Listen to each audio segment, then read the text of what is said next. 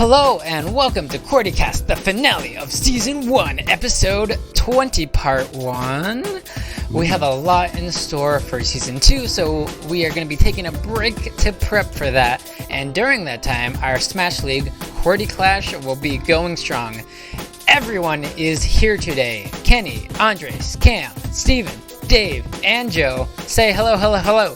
Hello, hello, hello, hello. That's the noise you hear when you enter hell. We tried coordinating this for 2 hours. Still doing it. We have some thick news from all of us, as well as a one-off D&D campaign that will be hosted by Cam, but you will have to stick around to be able to hear that in Part 2. Cam, you have some news from GameCon. Right, so GameCon happened August 27th to the 30th, which is today, the day of recording. That's right. And so there's some big old announcements that occurred, particularly that I'm looking forward to, but I'm sure you guys have something in mind already.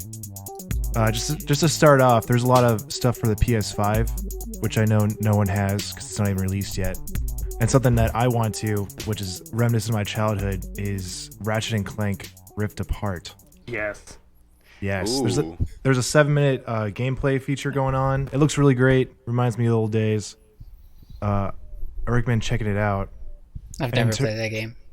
I've never played a Ratchet and Clank, but that trailer really sparked an interest. I've also never played it. Fantastic. Oh, so they don't have the innuendos in the title this time, which they did for all the other ones. You know, like Up Your Arsenal. Yeah, like all the titles are great. Oh, okay.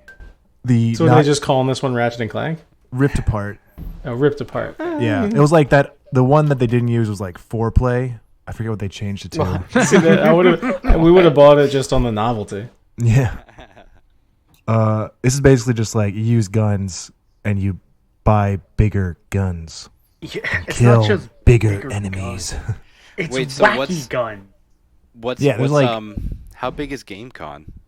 Like, I haven't actually heard of it before you mentioned you were going to bring it up. It's a pretty big one. This big. Oh, that's pretty big. Oh my god. Viewers, you can't see this, but Cam is gesturing how big it is. We also can't see it because Cam is camless. Hey. Some other things you guys might have seen on the indie side is a Little Nightmares 2. Oh, that's cool. Yeah. A little announcement trailer. I've been wanting to play Little Nightmares 1. Admittedly, I have not played it, but it looks really great, and I've heard great things about it. So I'm excited for Little Nightmares 2, so I can play both of them. Well, I tell myself that all the time. It looks good. That's what I can tell you guys. Cool. You played the first one at all, or just didn't? And I watched the trailer and I was like, I gotta play this, and then I have not bought it to play it. Well, my 500 Steam games also say that, because I think I have it and yet to play it. Oh, just maybe 500? We'll have to stream it. Maybe, we'll stream it to get people hyped for the second one. Ooh-wee. The GamesCon had like a whole section for just indie gaming too, right? Like I think you called it the Indie Arcade or something. That was the other thing we talked about a month ago. You silly Willy. What are you Thanks for talking paying about? attention. That was the Devolver IndieCon thing. No. The GamesCon that you're talking about on the website, it has areas, and then it has Cosplay Village, Family and Friends, yada yada yada, and it's called Indie Village. Indie Village, not Indie Arcade. Come on. Gamescom. No wonder we were all confused. Okay. I'm like, wait, where am I? Am I even in this episode? I think it's an Indie Hamlet. I think that's more appropriate. The Indie Wheel. I'm so ashamed that I haven't caught up on all the GamesCon stuff yet. I feel is a major shortcoming of my existence. You could say that their news is pretty thick as well. Maybe I could even say that. There's a lot, but I won't. Okay. Admittedly, I do mainly just check out the big boy games. Unfortunately, I'm sorry. They always catch my eye. The podcast Cam. like Star Wars Squadron, Dragon Age 4. Ooh, Oh, Do not get me started on Star Wars Squadron. Please don't. Star Wars Squadron. please don't. Mm-hmm. Please don't. No. I'm excited. We have a new WoW expansion coming out, and Season 2 for Fall Guys was also announced. Oh, Hey. sure. Hey, that's my topic. Oh, yeah. No, I'll let you guys handle that, too. Yeah, no, there's a ton of games to check out. I recommend for everything, even for unreleased stuff. Any short list you've got? Really, it was just Little Nightmares 2 and Ratchet and Clank that I want to check out. I heard also rumors of Sony mentioning that they want to bring more of their first parties to PC, which means that PC will soon be the ultimate thing to have, and you'll never need to buy a console again, which is what all of us want. They already called Get the rid of master your race. consoles. So wait, True. wasn't that already the case? Now just more so. They take a long time to. Well, Sony takes a long time to bring their first party, and if you discount Nintendo, then yeah, that's already the case. But right now, it's mostly Microsoft first party games, which is like one every 12 years, I think. Yeah. And Mark our Yes, words. In Sony's 10 slow. years, PCs will be the only console, and it'll be because of us.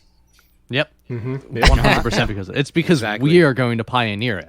Yes. QWERTY branded PC consoles. They're about, yay big, like a micro SD, and you insert them into your ears. Instead of Whoa. a Raspberry Pi, we're just going to call it the Blueberry. It's going to be that Ooh. big, There you and go. it's actually going to be the shape of a A Q. blueberry. Ooh. I like it. I like it. To also That's mention, sounds pokey. there was the QWERTY Blueberry. Crash Bandicoot 4. You got What? Oh yeah, Yeah, Crash Bandicoot 4. another remake of Wow. Age of Empires 3. Oh, I did see that. No. I Stop saw it. I saw high def resolution of a capybara. I'm I sorry. thought Planet Empires or whatever bombed so bad that they would just leave that series in the dust. Age of Empires? No, I loved Age, Age of of Empires. Empires 3 was a hot piece of shit. What? I played that Uh-huh. one so I much. will, Damn. I will call it out. Convert Impromptu villagers. Joe's Is nose. Crash Bandicoot 4 legitimately called It's About Time? Yes. That's fantastic. Yeah. Anyway, well, Age of it's a Empires time was a traveling great one. series, and some people don't know what they're talking about, but I want to name names. It's okay. All right, I let's mean, fight about it. Gary, Let's fight name about names. if you've never cheated and brought the car into Age of Empires 3, then Yeah. have you ever played it? If I can't go into Age of Empires 2, type how do you turn this on 5 times and have God, 5 that fucking cheat. Corvettes shooting cannons at people, I don't want to play it. Yeah, Yeah, that sounds about right. that doesn't make it a bad game, though. It makes it an amazing game. The fact that give you you- can bring fucking cars and babies with bazookas in, come on. To give you context, I have about 2,000 hours in Age of Empires 2 and about 5 in Age of Empires 3 because it was that bad.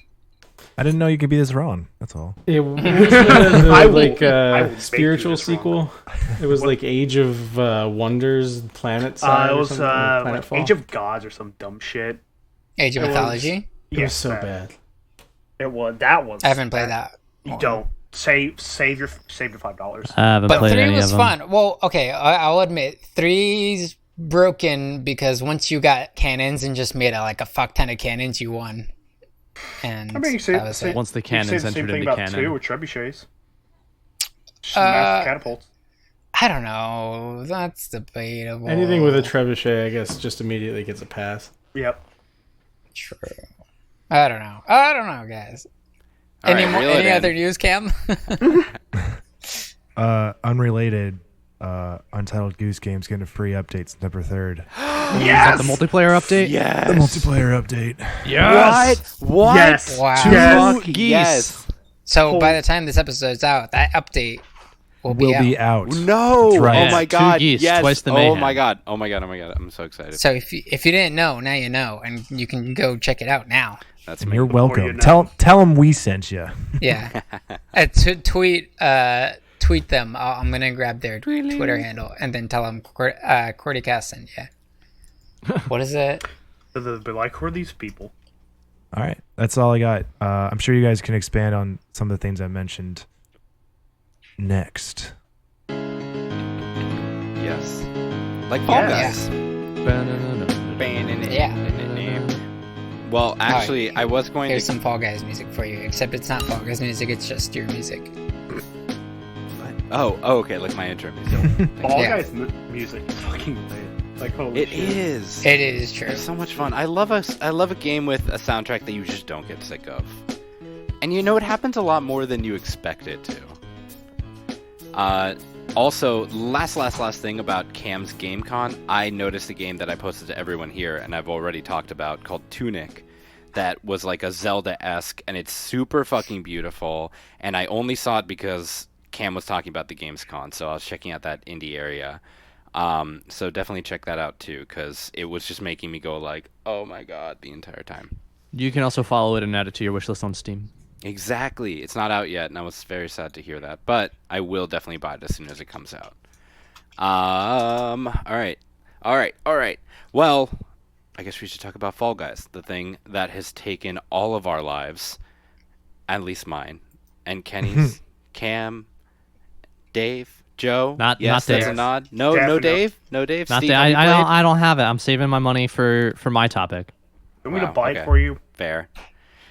Oh my God, is Joe gonna buy me Joe Daddy? You're gonna buy me another game? Another fucking Yo, game. Daddy. Joe. Daddy. Okay, so, Okay, so for those of you who don't know, Fall Guys is basically wait, a... wait, Okay, really okay. quick, All really right, quick. okay. Tweet at house_house_ that we send you. Anyway, For that's what? all I was gonna say. For Untitled Goose Game. Goose Game. Untitled That's Goose their Game is made by development. House. Okay. That's it. Now please continue with your thing. So, Fall Guys Yeah. is That is, yeah. a massively multiplayer party game with up to 60 players online in a free-for-all struggle through round after round of escalating chaos until one victor remains. Pew pew pew. It's So a really should be good the take new on Battle trailer. Royale. Yeah, Yeah. it really is. It's so much fun. Great music that you don't get sick of. The rounds, I mean, they're starting to get repetitive, but they have already announced season 2 and a new They're already adding new round stuff, yeah. of stuff. Yeah, exactly. I guess I could start with stuff like it's a game for PC and PS4 exclusively. As we speak, I think it will be over tomorrow in 2 days on September 1st. Before that, Fall Guys is free on PS4 Plus, and it's the most downloaded game ever on PlayStation Plus. uh-huh. Also, it's gotten over 7 million copies on Steam, and it's $20 on Steam. Wow. So people are really, really into it. Oh, Jesus. Oh my god, it's just, I mean, it's just so much fun. Like, the rounds are good. I don't know if everyone here has played it or seen it played. I really love that there's actually, like, even though you really just have run and dive or jump, you can actually use the diving to vault over certain things, or if you have those like bouncers, like the bouncy areas on certain, like the spinny level, Slime climb. you can or you can just like jump, dive, dip, dog, ditch, dive, and dive, and Dip, dodge, duck, and weave. exactly. If you can dodge a hammer, You If you can dodge a range, you guy. can dodge a Bar. ball. If you can fall a God. hammer, you can fall a guy. there you go. So to announce it, I did just buy Dave Fall Guys. You what? Oh, my yeah, God. check the I coordinates. did Nice. just buy Fall Oh Guys. yes, Qwerty guys. We're all gonna fall together. I love it. Oh, They need God. to increase the party limit, though. Live free, Yes. fall hard. Yeah, exactly. So that's the next thing I wanted to ask you guys. If everyone here has played, or everyone knows about the game for the most part, what are some things that you want the game to bring in a new update or a future update? Because, like, for me, I would say, where was my predictions? Predictions. Local multiplayer would be kind of nice. At least to have one person that you could bring in locally to a party of 4.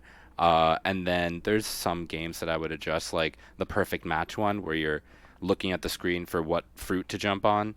I would love for that one to actually go longer and be a little more dangerous. But I don't know. What about you guys? I like the game.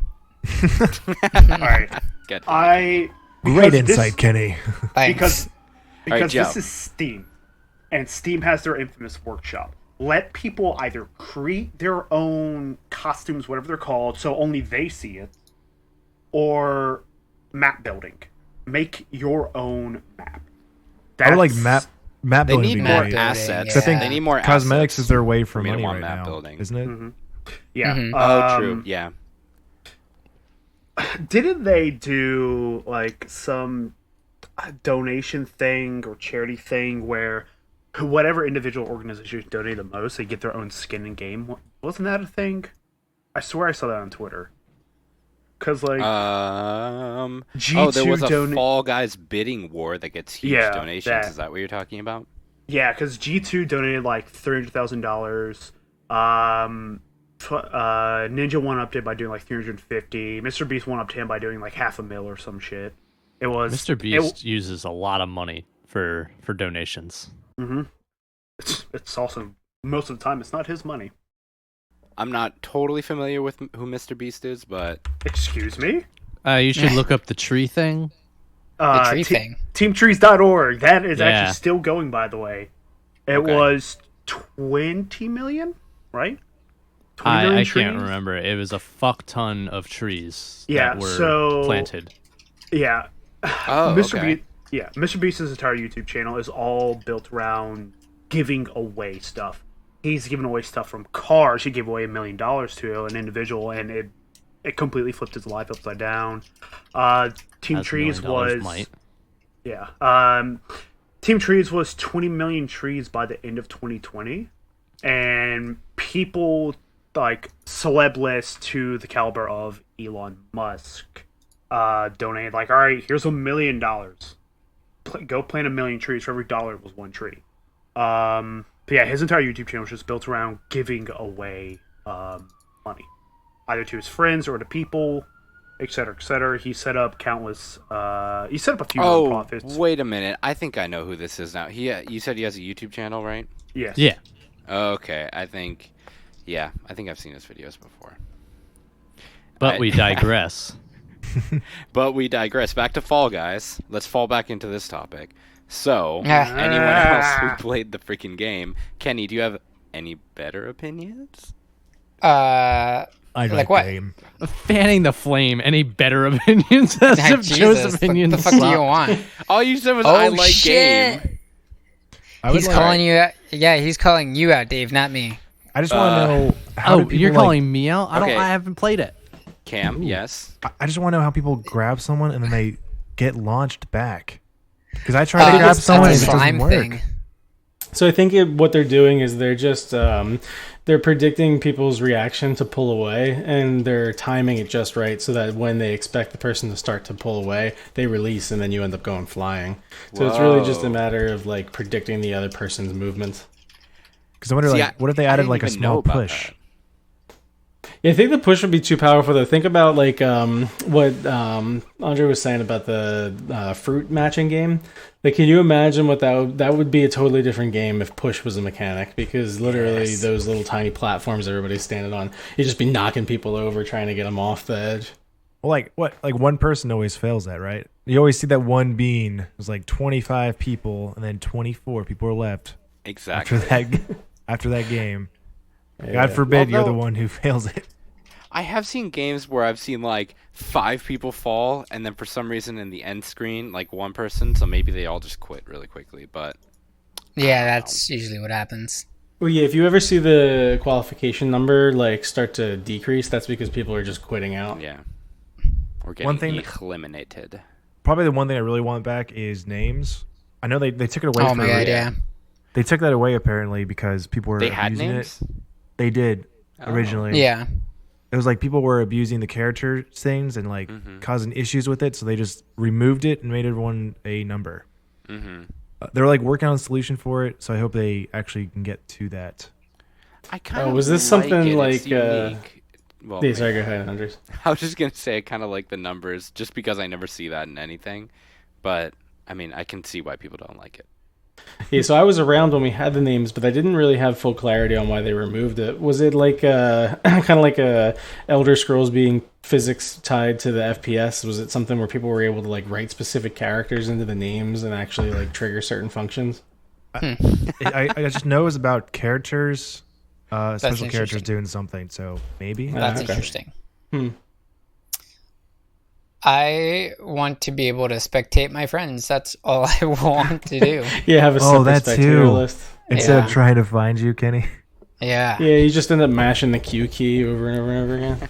Yeah. And then even that, like if it's a team battle, it's really hard to tell if your friend has like a kind of generic costume.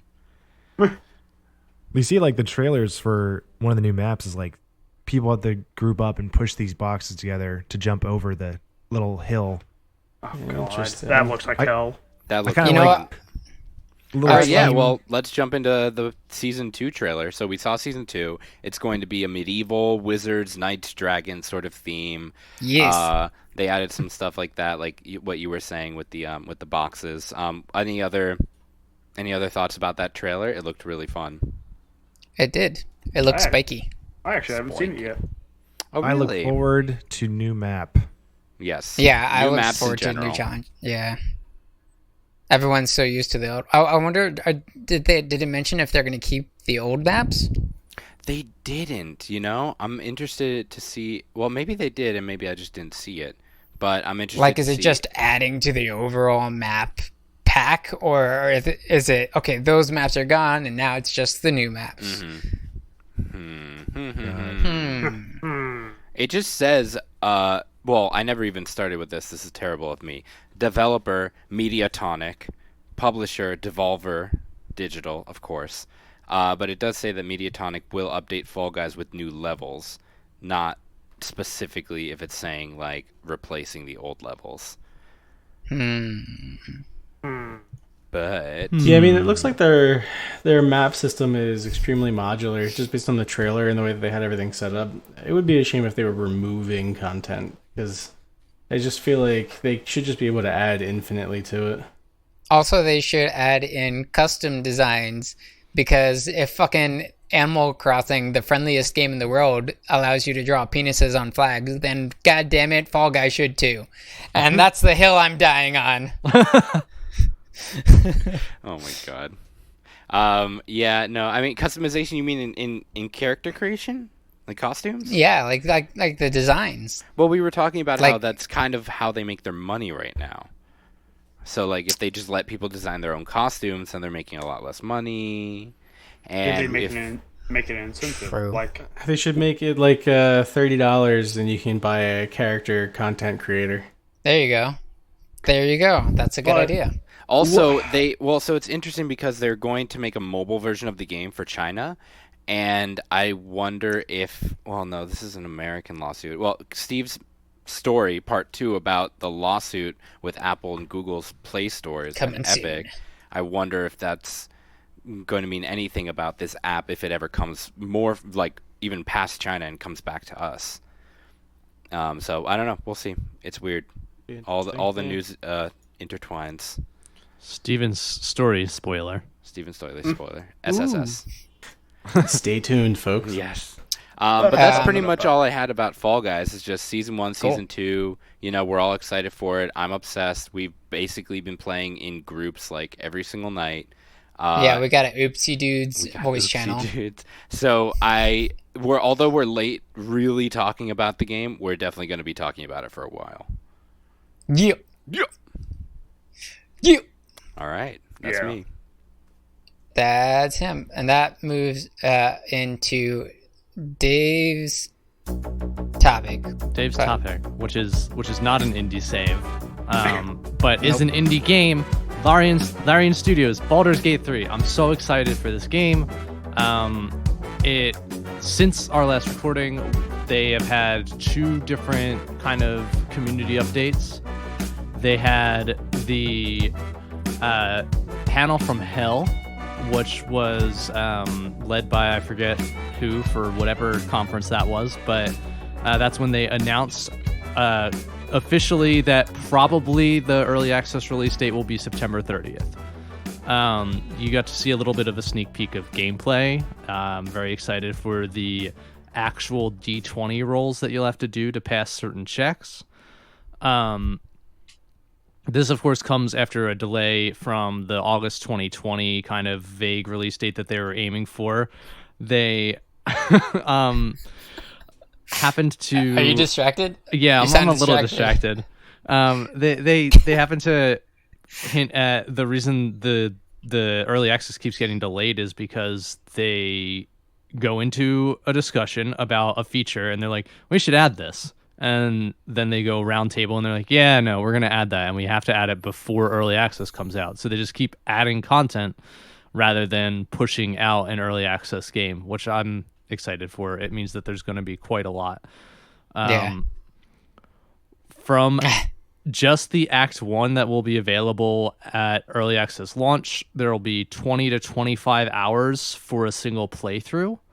There will be online multiplayer, 6 classes, 9 races, several subclasses, whatever that means, 80 combats, 45,980 lines of dialogue, and 146 spells and actions. And how many recorded lines? Yeah, I think that's recorded lines. That's maybe cool. some of them will be like they didn't get the voice actor to record those in time. I don't know, but that is what their most recent community update says is 45,980 lines of dialogue just for the early access release.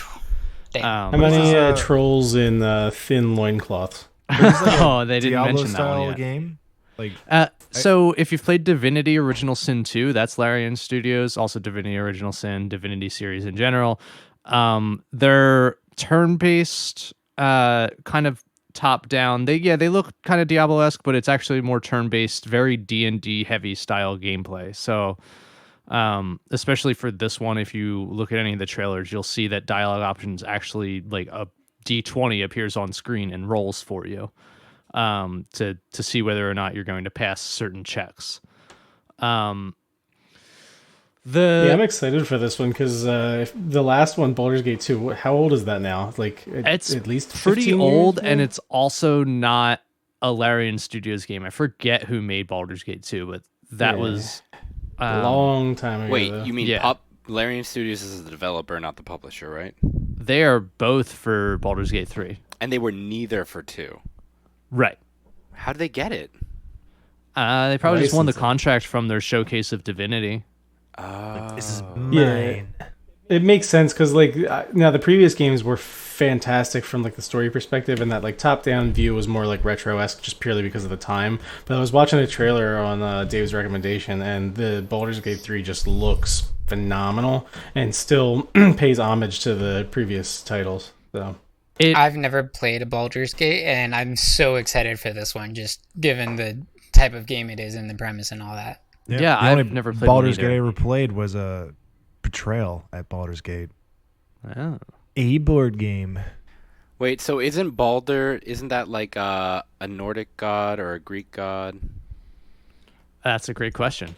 I don't have that answer. I think he's I have one of information on next Baldur's time. Gate 3. I mean, who played? Did anyone play God of God War of 3 Light. or the new God of War? Because I think he was like one of Odin. yeah, he's in Norse mythology, the son of Odin and the goddess Frigg. Baldur, son of Odin. All right. Baldur Odinson. So it's the God of Light's Gate 3. Okay. God of Got War. it. Okay. So I'm wondering if you play as Baldur or if Baldur's the enemy or if it's just like. Baldur's Gate is usually like a town in these. Kind of Yeah, games. I don't. It's custom character creation. It's the gate at Baldur. Yeah. So they have custom characters for it, much like our D&D campaigns. So I'm assuming they're going to start with basic rule sets and do like, the humans, elves, dwarves, gnomes, etc. Tieflings, hopefully. Not Baldurs. Don't forget to add in the Gogs. The Gogs. Oh, yeah. And then same thing with Divinity Original Sin 2, they had origin characters, which have like more developed background stories. So you kind of have additional character options storyline wise to explore with them. They won't be playable for early access launch. I don't know if they'll be playable later on in early access, but you will be able to encounter them and recruit them as allies on your campaign. Is it single player or is it gonna have any multiplayer? Online multiplayer it will have at launch, but usually I think their plan is to eventually have a split screen option for up to 2 people on the same game. That's awesome. Yeah. Initially, it sounded like they weren't going to have any multiplayer at all in the early access, but I'm excited that they kind of doubled back and were like, no, let's fix that up. I think the most significant thing to highlight is that this game is supposed to like really challenge what you can do in a game. They try to they refer to it as like gamifying, and there's certain things that you just wouldn't imagine doing, right? Like to go approach like an owl bear and then kind of talk to it and then recruit its baby as a companion because you made like the certain type of dialogue choices and you have the certain skills that allow you to like animal friend and all that to actually do that, or to reanimate any dead corpse and speak to them and interrogate them, like supposedly, and that's why they supposedly have all these extra dialogue option lines, is That's because awesome. Okay. so there's a lot of stuff that you wouldn't imagine doing. I think one of the highlights that they want to do is improvised weapons, so like breaking, say, maybe a stool or something and using the stool leg.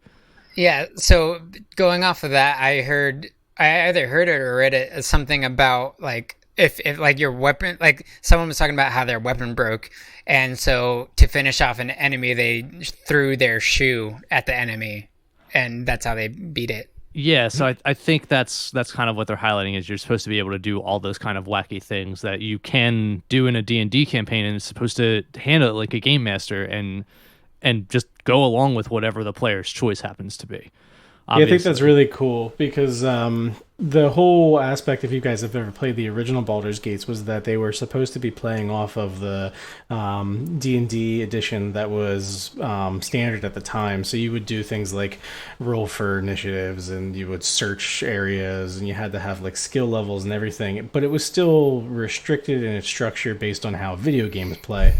I think that it's really cool that they're trying to expand that as much as possible. And with today's technology and the ability to just kind of generate things on the fly in these video games nowadays, I really am excited to see what you can do with this. Like, I want to know if I like untie my shoes, if I can have my character trip and fall on his face. Like, I'm sure that's a little too precise, but we're getting to the point where stuff like that, like, I'm just gonna go over and like sneak and tie the orc's shoes together and see if he trips himself. Like, stuff like that's so close to being possible. Yeah. And what do you call that? Like, we're calling that gamifying? It's called Baldur's Gate. No. Shut up. What is it? A video game? So I think theirs is supposed to be more dynamic. I think they refer to gamifying as like the simplification of something so that it fits within the constraints of a video game. And what they're trying to do is break that boundary and just say, no, the player wants to do this, so let them fucking do it. You want to kill one of the main storyline characters? Okay, kill him. You lost that storyline, but you did kill this character, so good for you. Yeah. It's I just really am craving that kind of like intense detail in like every kind of game. Like when people were telling me that Final Fantasy VII Remake was coming out, I thought I misinterpreted people saying that the city was so detailed that you could actually like go into pretty much any single house and like go into every house and see detail in every single room that they have or whatever. But I mean, I know that's kind of redundant because then you would have to fill every single house with something significant or nothing at all. But just to have all of that detail where you really feel like you can like, you're just in a virtual world is kind of appealing which is to what me. Games have always kind of been about, right? Is telling a story and building this world for you to explore and be a part of, not for you to just control a character that is inside of a world, but for you to actually be a part of this world, for you to project yourself onto that character. That's what representation in games, especially nowadays, is all about. I wonder if you decide to kill off all of the main characters in Baldur's Gate, if the villain will eventually approach you and be like, so Thanks. yeah, thanks, you wanna join forces, and then you something kill him like and you're that. just like, no, I'm better than you. Or I he am betrays you God. and is like, thanks for all your work, and also die, bitch. Knights of the I Old want it to Republic be so style. detailed that I can just become like an insurance agent and just every time the main villain burns a village down, I just rake in the cash. Oh my god, I swear, That's- I hope so Oh, too. man. So I'm I want to gonna be finish poor, this up. and that's it. Oh, It's a wet that's- dream. Yeah. That's my dream. I don't need to play a game to to live that. So, but I'll finish this up really quick. That Larian Studios, they with Divinity Original Sin 2, their early access is about 1/3 the size of what Baldur's Gate 3 is going to be. In many ways, in the way that, like, in how many spells there are, in all the dialogue options and the permutations of different character combinations and stuff. Because this is early access, they've been very open about saying, if you want to play a game that's mostly bug free and polished and has a completed story, then just don't buy this right now. Like, just wait, because it is early access, and the goal of their early access is to improve the campaign and make it as fun as possible when it hits that 1.0 launch.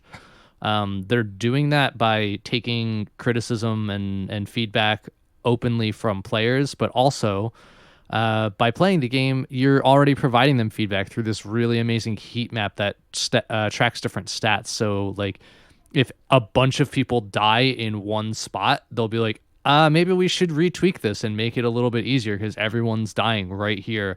Or if there's an entire area of the map that no one's visited, they're like, why is no one visiting this? Maybe we didn't make it clear that you can go over here. Maybe we have to provide a quest incentive for people to come over here and stuff like that. So it's like really interesting how they handle improving the game, and also that they're actively encouraging people to not play it if that's not what they're looking for. So with that caveat in mind, September 30th is a day that I am going to be continuously looking out for to make sure that they still release it then, and I will be buying it day of and hopefully playing it day of, because I'm for that too. So excited for this game. Cool. Yeah. Nice. And that's the end of my little update on Baldur's Gate 3. I'll be tweeting about it if new updates come out. So Cool. Well, let's move on then, shall we? Why was it so, like, stuttered? Shall we? I might have been stalling for time so that I could get the music set up. So it's confirmed that Kenny is a robot. Affirmative. All right. I mean, it was just a laugh. So, are you a robot? Ha ha ha. That's all I gotta say about that. Anywho, so how's everyone doing today while we stall even more? that was a good episode. No, we don't have to No, stall we're not. anymore. Yeah, we're not stalling. It's good. all you, baby. It's all you. Wow. It's all you, Oh, baby. I can't hear that at all, but anywho, hello everybody. Hope Hello. y'all having Hello. a wonderful day. Anywho, so you heard me talk about it last week on the episode. Last week on the episode, sure, that's a sentence, and I'm keeping that. But yeah, last episode I talked a little bit about Shadowlands for World of Warcraft and everything because I'm a fucking nerd. And I brought up an estimate of a release date, and actually at Gamescom, they officially announced it. Fucking finally. So The it Gamescom, dropped- the one that Cam talked about. Yes, The the Gamescom. Gamescom. Yes, yes, that one. Oh my So gosh. we officially have a release date for all of North and South America. It is October 26th. Ooh. So Oh, snap. yes, it's so close. Time Yet for so far. Halloween. Ah, It is the week of Spooky. Halloween too. So Spoopy, spooky. nothing scarier Anywho. than a guy stuck in his room playing WoW. Hey. But yeah, Visiting the Shadowlands. yeah, we're in the Shadowlands, dealing with fucking vampires on Halloween. No, Mom, I'm not going out. I have to kill vampires. But Oh, anywho, that's I'm going in. funny, actually. yeah. So I have my concerns about this because pre-patch, before every WoW expansion, there's always a patch beforehand that essentially will push the entire update. It's just gated off. Some games would do this, some games won't. But Blizzard hasn't pushed it out to public. It's still on their private test Realm, if I remember that correctly, PTR, whatever. PTR. So they're PTR. But to me, that's a little concerning because it's less than 2 months away. A little bit less than 2 months away, and they haven't pushed that out yet. And the last bug number I saw, which was like 3 days ago, that someone reported on Twitter was like 18,000. These can go from, small things like, oh, hey, this guy's like walking to a wall, to big things of like, hey, I'm not learning any abilities. Like, I just went from 1 to 60 because of the level squish, and I'm missing like 7 abilities. So, hey, why are all these people getting corrupted blood all of a sudden? Yeah, so I'm concerned about that, but people are guessing that it's going to be within the next month. So that means we have about 2 months left of BFA. Thank fucking God. Finally, we get out of this fucking shithole. And then we have a month of sitting around doing nothing. It was like 8 hours worth of a quest line, a mini event where you become a zombie, and that's it. So I'm kind of concerned about this pre-patch, because BFA pre-patch was hefty. It was a few days worth of content. And now this is just like, hey, here's a quest line to kill an individual. I'm not going to say for spoiler reasons. If you're a person like me that hasn't really looked into it, just save yourself. And then here's some daily events to do back in Northrend. Good luck. Have fun. See you a month later when fucking Shadowlands comes. It's surprising to me how much staying power World of Warcraft has had, and that they're still putting out updates like this. Yep. Considering their model, especially, in my opinion. Like, it's very strange to me to see a game that charges for expansions and charges a monthly subscription, and they're still going strong after all this time. I mean, go ahead. Have the updates that you've played felt worth it to you? Oh boy, about to carbon date my Loaded age. question. That's like full loaded, gun cocked to my head and everything level of question. Well, let me make it simpler then. Shadowlands, the Shadowlands update. Do you think that'll continue to satisfy what you got out of World of Warcraft? Yes, to an extent. This is the first true expansion that Activision themselves has their hands on. BFA, when it first dropped, Activision wasn't part of Blizzard at the time. This last patch 8.3, N'Zoth, that's when Activision truly had a say or step into World of Warcraft for the first time. And it's all of 8.3 has been met with very neutral standings by everybody. Some people absolutely love it. Some people, I'm one of these people, I fucking hate it. Corruption is fucking dumb. Why do I have to sit there and run through, they're called visions. It's of the major city, either Orgrimmar or Stormwind. You have to go through, defeat 5 very challenging bosses, because God forbid and they know anything about balancing. And at the same time, while you're in these, you have to deal with a sanity bar, and that goes out of nowhere. Congrats, you failed, and you technically die.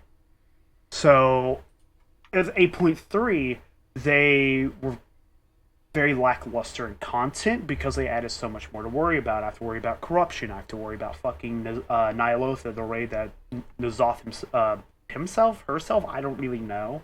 As a guy voice, him. Himself's in. I have to deal with the visions. I have to deal with my own fucking dailies that I have to worry about from 9 expansions ago, although there aren't 9. To me, it's... People are very hoping that Shadowlands is going to be a very good fix. They're hoping it's going to be like a Mists of Pandaria level fix, where it's a big slap in the face to Blizzard themselves. But it's kind of hard to tell because a lot of people are actually staying away from the beta, from the alpha beta, whatever the fuck they're going to call it, because I've heard both at this point. But yeah, I just want to get rid of corruption. I'm so tired of it. I'm sitting here in 99 corruption, and if 5 seconds later, I have half my health missing, and I'm a fucking tank. How did this happen? I don't know. But yeah, it's from 8.3 currently to the essential pre-patch. Most people have openly stopped playing the game.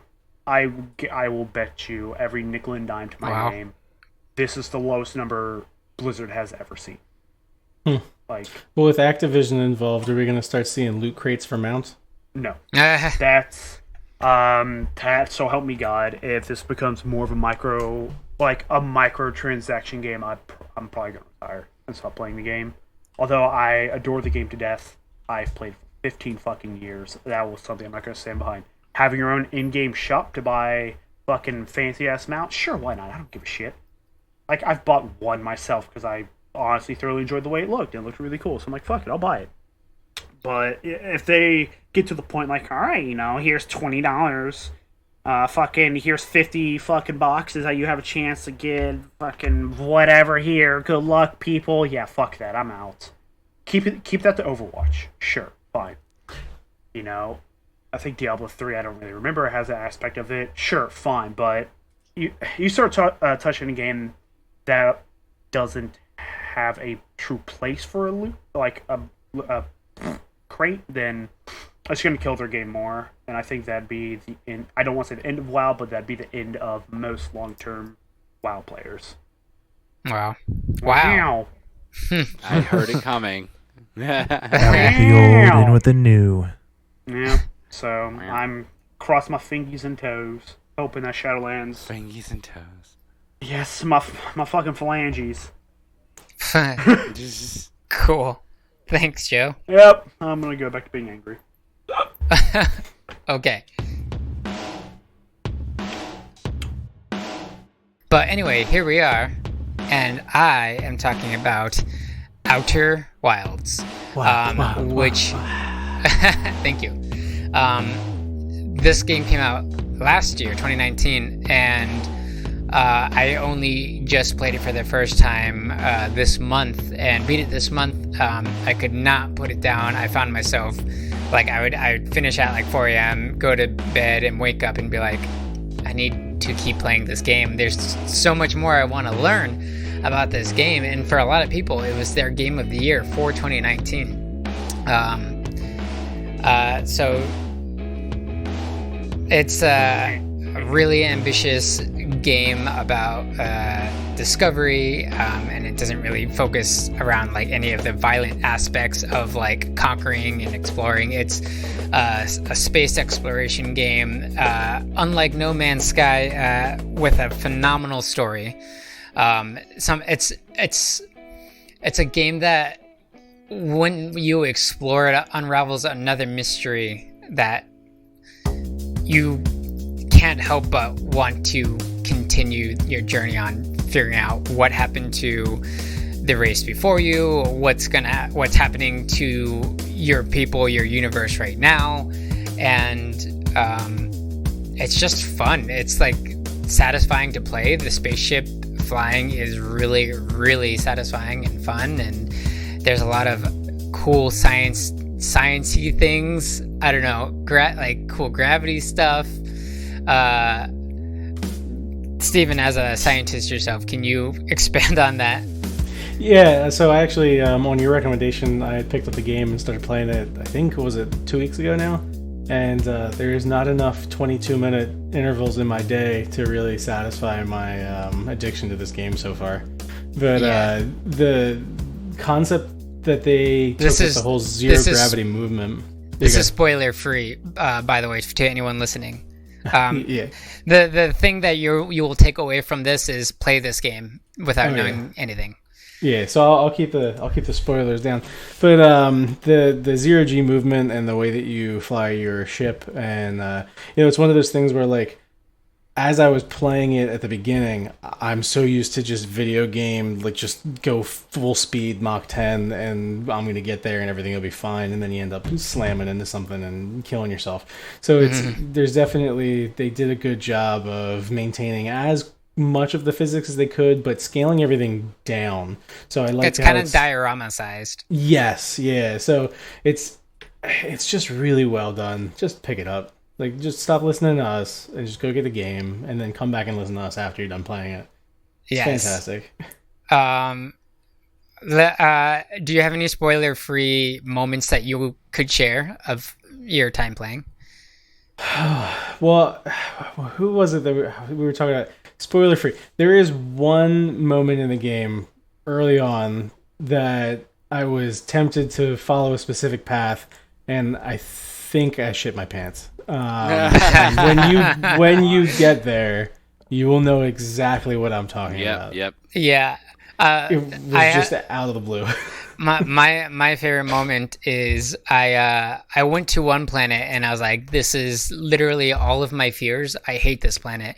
And then I went to another planet and I was like, I want to go back to that first planet, the one that I said I was afraid of. There's a ramping horror in the background. There's just a pressure that's constantly there. But there's also, like, it does such a good job of, like, cradling you, like, not in a handholdy, like, this is the way to go, but, like, I mean, like, in a comforting, like, you are safe, you are having a good time, like, the music cues hit when they're supposed to hit and aren't overly playing just for the sake of music being there. Like, anytime music plays, it's important. Yeah, I think definitely that whole feeling of comfort, because of the way that the game's designed, there's just a at your own pace kind of mentality associated with it. So literally, whoever you are as a gamer, you're going to find something about this that you'll enjoy. Yeah, you don't have to follow any sort of path. You can be like, hey, that place looks cool. I want to go there. Like, when I first played, I was like, ooh, that place is like kind of shiny and interesting and looks like an anomaly, and I bet it's the end of the game or whatever, you know? And so I go to it and it was not the end of the game, but there was so much more mystery to it, and I was like, oh, there's stuff coming out of there, and oh, wait, that kind of looks like this other place. Oh, I'm going to go there, I guess, now. And then, like, it just unravels like that, and there's just so much mystery to explore that is, like, for a lore-heavy game, I was very satisfied reading every single piece of text that I could find. Yeah, we really haven't had like a good exploration style game. There's always got to be some type of gimmick with it, you know, whether it's survival or shooter or something. This is really just truly figure things out, put on your detective hat. Yeah, it makes learning fun. Enjoy your time. Yeah, hooked on fun. And it's also like a not procedurally generated universe. Like, it has a closed story, a closed loop, and it's really well done. Yeah. I loved how many times you were propelled into deep space, and then you can just turn around and look at your galaxy, and then also shoot the sound thingy at it so you can hear every song being played all at once. Yeah. I don't think that's spoiler. That's anything no, approached that's not a spoiler. But no, you've definitely opened my eyes to something that I've been trying to solve for a little while now, and I don't know why I didn't try that. Nice. Just launch myself as far as I can, and then everything should line up. Yeah, exactly. Yeah, but it's such a great feel-good game. Definitely would I think is my game of the year for 2019, even though it's 2020 now. Yeah. Grab this game, grab some marshmallows, roast them, roasty toasties, and have a good fucking time. And have somebody, even though it's a single player game, have someone play it with you. Stream it with somebody else, because having a co-pilot and just like shooting the shit and being weird and deciding where to go together. Yeah, no, that's a great point. It's a really good game to like have people with and to explore with you, because like I having this journey, like the end of the game isn't like the big like holy crap part. I mean, like there is a lot of holy crap to the end of the game, but like the journey of you getting there is so rewarding that like it's so rewarding on its own that even with a person, it's just even that much more rewarding. It's like watching a movie with somebody else, and you guys draw your own interpretations. But then when you like say it out loud to each other, you start to reveal things that both of you had your own perspective on, and then you kind of come to the same conclusion. I think it's really cool. I like that take good on it. Bonding moment. Yeah, for sure. Cool. Well, anyway, that's what I got. Go play this game. It's beautiful. Outerwilds. Made by who, did you say? Mobius. Made by Mobius. Nice. Mobius MBM. Oh, shit. time for a news update. So I'll just recap. Last podcast episode, we had talked about how Epic had applied for a lawsuit against both Apple and Google. The justification for this was because Apple and Google had kicked Fortnite off of their mobile app stores. The reason why they did that was because Epic actually had introduced a workaround that allowed users to purchase in-game currency outside of the proprietary payment methods that were set up for both iOS and Android. So, Apple and Google, not seeing any influx of revenue off of this app any longer, decided, well, you guys are breaching our contract, and so they kicked them off. So Epic got really upset. They filed a lawsuit.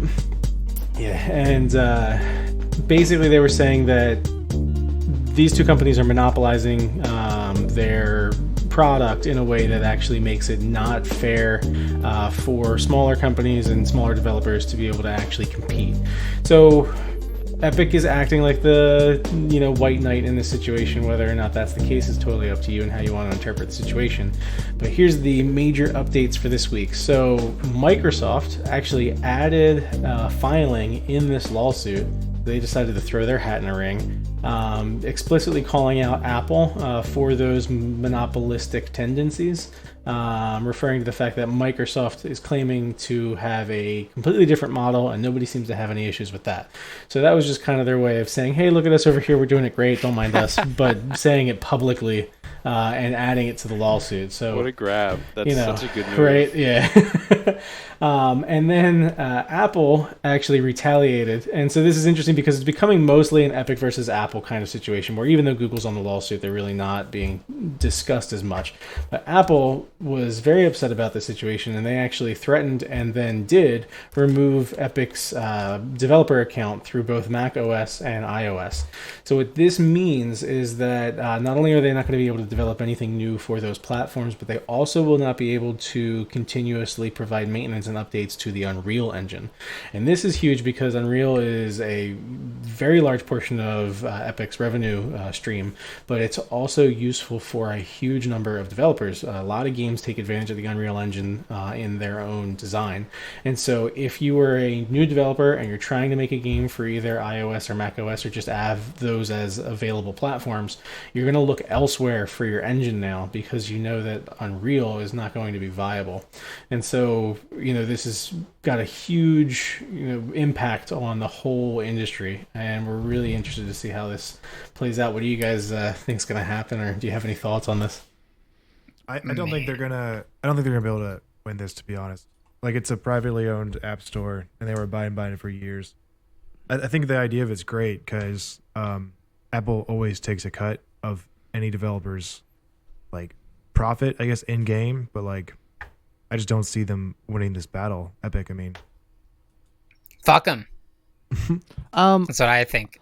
I'm curious because I think that it could go kind of one of two ways here, where in this lawsuit, Apple could come out on the bottom and be like, you are 100% causing a monopoly on this, even though it's a privately owned app store, you're causing a monopoly on the mobile games market, essentially. Their mobile market share is so high that to prevent other people from making money in any way other than giving Apple a good portion of it, and granted, Epic's not the champion we need, but the fact that no other indie games can find ways to circumvent this to get money, which is bizarre in its own sense, because I've definitely, I'm on Android, but I've definitely played games that are available on Apple and Android that have in-game microtransactions that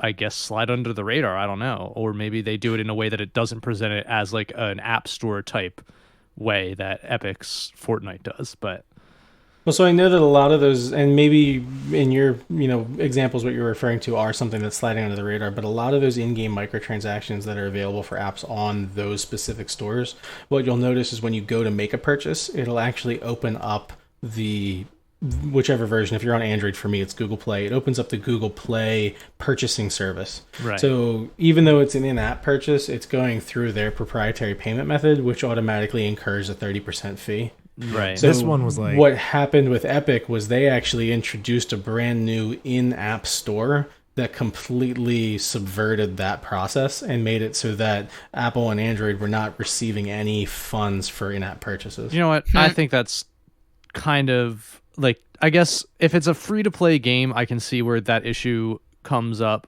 If it runs into, though, like a game that you've already paid to purchase and then it has in-app purchases in that game, then I don't think that Google and Apple need extra money for you to purchase something in a game that you already bought from the Apple Store or whatever. It's tough because, like, I see both sides of this, and it's a shame because I think that Epic, although I don't necessarily like a lot of the business practices that they do have a high enough, income and capital to actually pursue something like this, which is fantastic.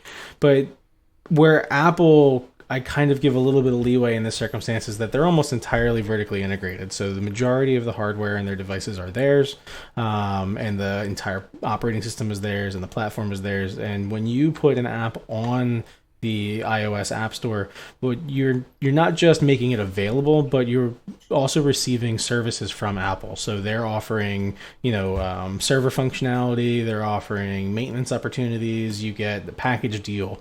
So I'm not sure what their explicit contract was, but I do kind of see like, hey, if we're putting you on our platform, we're offering you all these services, we need a little bit of a kickback. It's interesting in this case because Fortnite is like the penultimate, income driver right now when it comes to video games. Those guys are making money hand over fist. So it's not surprising to see that this has become contentious with everybody, because when you talk about a game making $18 billion over the course of 3 years, like, yeah, everybody wants their piece of that pie. But it's really tough because this is going to have major implications if it does actually go to court. I'm not usually a huge fan of government regulation over the industry, but if this hits a court and the judge makes a decision, what'll end up happening is there will actually be injunctions placed upon Apple that could cause a ripple effect throughout the entire industry. Oh yeah, absolutely, and I see that as well. My biggest concern is just that I think that at this point, Apple's kind of demanding too much of a kickback. I see a kickback, but like when some of these mobile games, and granted, there's plenty of predatory mobile games that shouldn't get this revenue at all, that because of their really bad practices. But when some of them are having fairly reasonable in-game transactions, I don't think that they need to give 30+% of that transaction to Apple just for hosting their game on their service, essentially. Yeah, there should be a yearly cap or a tiered system. A lot of other services offer that. I think Steam offers that to an extent. After a certain number of copies sold, they actually drop their rate after I think it's like 50 million or something. It's something crazy, but like tiered system would work. There's a lot of different models that they really should be looking into, but just having unlimited potential on your idea just because we're offering it as like a opportunity for our customers to get access to it, it's a little bit of a runaway train there. Yeah. So, And also I can see Google's approach of kind of stepping away from it, because I think Epic kind of already came out and was like, hey, just download the Samsung store on your Google or Android device and then play Fortnite through the Samsung store. It's fine. Yeah. And Google's always been a little bit laxer on that. I mean, the whole third-party installation being completely accessible on Google devices out the gate, I'm not surprised that they've taken a step back. But again, we're talking about a huge amount of money, so who knows? Maybe those guys over there are like trying to fight fires, and we're just not hearing about it. Yeah.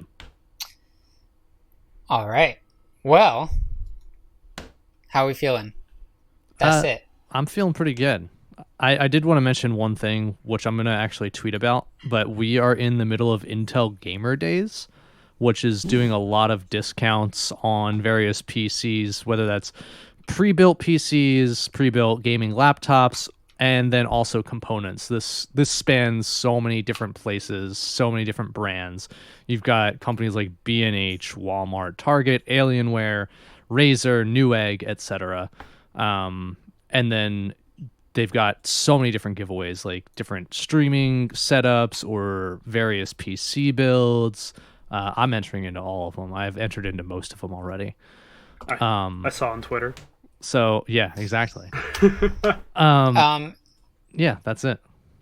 Cool. And the last thing I want to say, and unless anyone has, there's a fucking mosquito in my room. What the fuck? Sorry, it's like buzzing around me and like looking at me, threatening. Like, okay. So really quick, things coming up that we don't have a lot of time to talk about that I want to point out. Duck Game, PC game from Adult Swim, had a huge update that came out, which allows up to 8 players and 4 spectators on at the same time, which is really cool. Surgeon Simulator 2, which is also 4-player co-op now. And the game Among Us, which is another kind of deception game that has been blowing up recently. So I recommend going to check out all of those things. Is there any other things that people should look out for that anyone else wants to quickly mention before we wrap it up here? Squad has got an update recently. I don't know if you guys ever play Squad. Oh, yeah. So they added helicopters a bit ago, and within a month they're going to be adding a fast drop to helicopters, which I'm looking forward to. Yeah. So you can die even faster. Hell yeah. Nice. Quick Squad story. I ended up making a reputation for myself because for the longest time, before I actually changed like my entire gaming thing and stream thing to Roland, I went by Medic. So my Steam name was Medic, and I always played Medic or Healer classes because, you know, it's fitting and I actually enjoy them. And in Squad, there was just this one game, and there was just this one streamer. He was trying to command people on top of this hill, and I come running up out of nowhere because I like playing by myself. And people were screaming for a medic, and it ended up being him screaming. I said, all right, listen here, Brenda. Either shut the hell up or let me do my damn job. And Nice. ended up making a little bit of a reputation for myself in Squad. It was kind of funny. Nice. That's the kind of stuff you can expect in Joe's streams. I actually never streamed Squad. I did stream Postscriptum, which is Squad, but in World War II. Anyone else? Anyone else got anything? Wasteland 3 available. Oh, yeah, to play. Wasteland 3. I've played probably like 4 hours or so of it. It's pretty good so far. And also Grounded got a new content update, but I haven't played that yet.